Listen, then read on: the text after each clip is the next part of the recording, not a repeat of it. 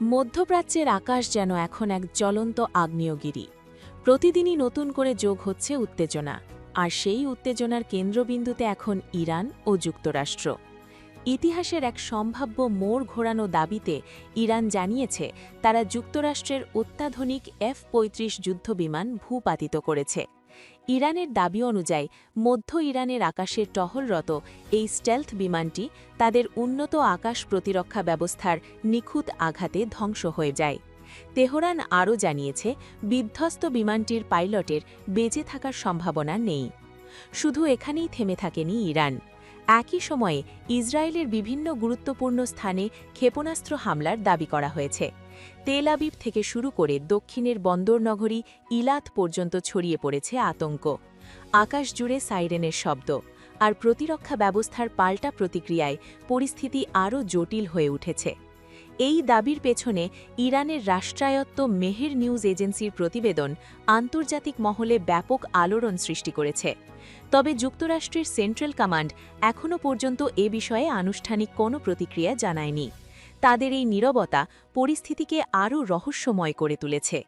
উল্লেখ্য, এর আগেও কুয়েতের আকাশে একটি বড় ধরনের দুর্ঘটনা ঘটে, যেখানে ভুলবশত কুয়েতি প্রতিরক্ষা ব্যবস্থার আঘাতে যুক্তরাষ্ট্রের ৩টি F-15E স্ট্রাইক ঈগল যুদ্ধবিমান বিধ্বস্ত হয়।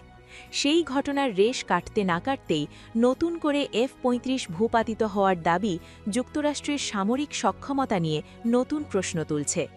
কিছুদিন আগেই সেন্টকমের কমান্ডার ব্র্যাড কুপার দাবি করেছিলেন যে ইরানের সামরিক সক্ষমতা অনেকটাই দুর্বল হয়ে পড়েছে এবং তাদের নৌ ও আকাশ প্রতিরক্ষা ব্যবস্থা প্রায় ভেঙে পড়ার মুখে।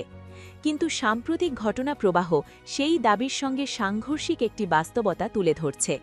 বিশেষজ্ঞরা মনে করছেন, যদি সত্যিই F-35-এর মতো অত্যাধুনিক স্টেলথ বিমান ভূপাতিত হয়ে থাকে, তাহলে তা শুধু একটি সামরিক ঘটনা নয়, বরং বিশ্ব রাজনীতির জন্য একটি বড় ধরনের পরিবর্তনের সংকেত।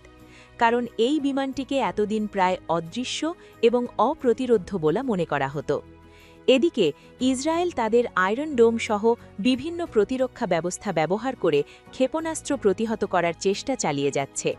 তবুও আকাশে বিস্ফোরণের ঝলক এবং মাটিকে আঘাত হানা ক্ষেপণাস্ত্রের দৃশ্য প্রমাণ করছে এই সংঘাত এখন আর সীমাবদ্ধ নয়, বরং তা বিস্তৃত আকার নিচ্ছে। গত ২৮ ফেব্রুয়ারি শুরু হওয়া মার্কিন নেতৃত্বাধীন সামরিক অভিযান অপারেশন এপিক ফিউরি এখন এক কঠিন পরীক্ষার মুখে। বিপুল সামরিক শক্তি, পারমাণবিক সাবমারিন ও B-2 বোমারু বিমান নিয়ে সাজানো এই অভিযানের ভবিষ্যৎ নিয়েও তৈরি হয়েছে অনিশ্চয়তা। সব মিলিয়ে মধ্যপ্রাচ্যের পরিস্থিতি ক্রমেই আরও জটিল ও অনিশ্চিত হয়ে উঠছে। ইরানের এই দাবির সত্যতা এখনও নিশ্চিত না হলেও এর প্রভাব ইতিমধ্যেই আন্তর্জাতিক রাজনীতি ও সামরিক কৌশলে নতুন করে আলোচনার জন্ম দিয়েছে। এখন সবার নজর যুক্তরাষ্ট্রের আনুষ্ঠানিক প্রতিক্রিয়া এবং পরবর্তী পদক্ষেপের দিকে, কারণ এখান থেকেই নির্ধারিত হতে পারে এই সংঘাতের পরবর্তী দিকনির্দেশনা।